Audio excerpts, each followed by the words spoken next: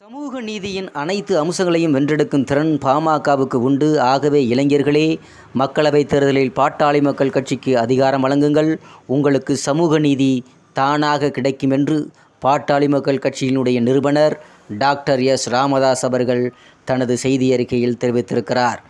அவர் என்ன செய்தி அறிக்கையில் தெரிவித்திருக்கிறார் என்பது பற்றி நமது கடையறி டிவியில் பார்க்கலாம். இந்தியாவின் எதிர்கால தூண்களான இளைஞர்களே, சமூக நீதியை சாத்தியமாக்குவோம். இந்தியாவின் எதிர்கால தூண்களான இளைஞர்களே, சமத்துவமான சமுதாயம் அமைக்க அடிப்படை சமூக நீதிதான்.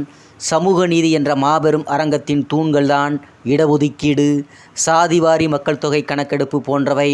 தமிழ்நாட்டில் சமூக நீதிக்கான அடித்தளம் 100 ஆண்டுகளுக்கு முன்பே அமைக்கப்பட்டுவிட்டது. அதன் பயனாக சமூக நீதியின் தொட்டில் என்று தமிழ்நாடு போற்றப்பட்டது. 1927ஆம் ஆண்டிலேயே 100% இடப்பங்கீடு வழங்கிய ஒரே மாநிலம் அன்றைய சென்னை மாகாணம்தான். அப்போதைய பட்டியலினத்தவரின் தொடங்கி பிராமணர்கள் வரை அனைவருக்கும் இடப்பங்கீடு வழங்கப்பட்டது. ஆனால் அவையெல்லாம் இன்று பழங்கதையாகிவிட்டன. தமிழ்நாட்டில் 69% இடஒதுக்கீட்டுக்கு ஆபத்து, சாதிவாரி மக்கள் தொகை கணக்கெடுப்பு நடத்த மறுப்பு என சமூக நீதியின் அடித்தளங்கள் அனைத்தும் ஆட்டங்காண தொடங்கியிருக்கிறது.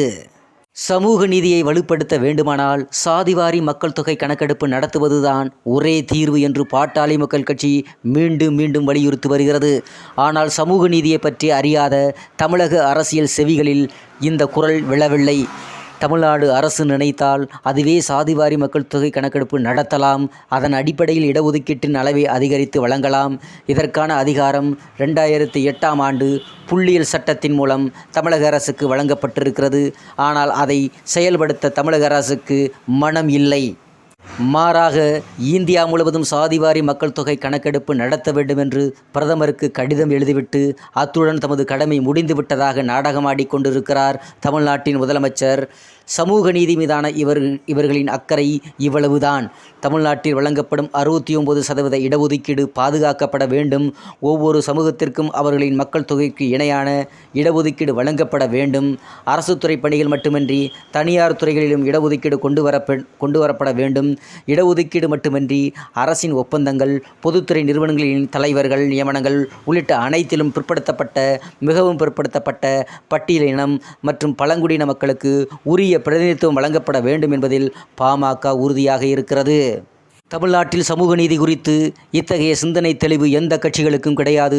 பாட்டாளி மக்கள் கட்சிக்கு அதிகாரம் கிடைத்த போதெல்லாம் சமூக நீதி கொடியை பாமக தான் உச்சத்தில் பறக்க விட்டுள்ளது.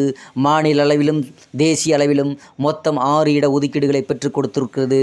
அவற்றில் மாநில அளவிலான மிகவும் பிற்படுத்தப்பட்ட மக்களுக்கான 20% இடஒதுக்கீடு, வன்னியர்களுக்கான 10.50% இடஒதுக்கீடு, இஸ்லாமியர்களுக்கான 3.5% இடஒதுக்கீடு, அருந்ததியர் மக்களுக்கான 3% இடஒதுக்கீடு ஆகியவை தமிழ்நாட்டில் போராடி பெறப்பட்டவை.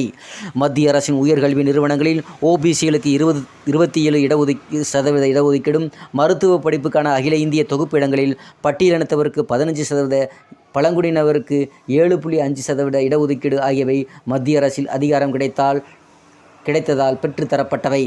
சமூக நீதியை வென்றெடுப்பதில் நாம் பயணித்திருக்கும் தொலைவு கொஞ்சம்தான்.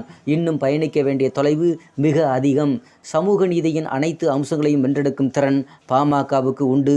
ஆகவே இளைஞர்களே, மக்களவைத் தேர்தலில் பாட்டாளி மக்கள் கட்சிக்கு அதிகாரம் வழங்குங்கள்.